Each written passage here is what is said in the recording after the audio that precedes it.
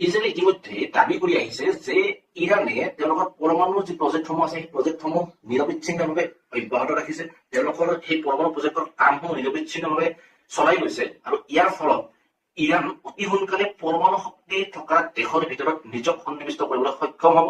আৰু সেই যি প্ৰচেষ্টা, ইৰাণৰ যি প্ৰচেষ্টা পৰমাণু শক্তি আহৰণ কৰা, সেই প্ৰচেষ্টা প্ৰতিহত কৰাৰ বাবে ইজৰাইলে ইৰাণৰ ওপৰত আক্ৰমণ কৰা বুলি ইতিমধ্যে ঘোষণা কৰিছে। ইয়াৰ সমান্তৰালকৈ আমেৰিকাইও ইৰাণৰ ওপৰত এইকাৰণে আক্ৰমণ কৰিছে যাতে ইৰাণে কোনো ধৰণৰ পৰমাণু শক্তি আহৰণ কৰিব নোৱাৰে। কিন্তু এই আক্ৰমণৰ ফলত ইৰাণে ঘোষণা কৰিছে যে তেওঁলোকে তেওঁলোকৰ যি পৰমাণু শক্তি আহৰণ প্ৰচেষ্টা, সেই প্ৰচেষ্টা তেওঁলোকে নিৰবিচ্ছিন্নভাৱে অব্যাহত ৰাখিব। তেওঁলোকে ইয়াত কোনো ধৰণৰ প্ৰতিবন্ধকতা আৰোপ নকৰে, তেওঁলোকে নিৰবিচ্ছিন্নভাৱে এই প্ৰচেষ্টা চলাই থাকিব। এতিয়া গুৰুত্বপূৰ্ণ বিষয়টো হ'ব যে এই যুদ্ধ সঁচাকৈ যুদ্ধবিৰতিৰ দিশত আগবাঢ়িব। এই যুদ্ধবিৰতি সম্ভৱপৰ হ'বনে? ইৰাণ আৰু ইজৰাইলৰ মাজত সংঘটিত এই যুদ্ধখন কোন দিশলৈ পৰ্যবেসিত হয় সেয়া অতিকৈ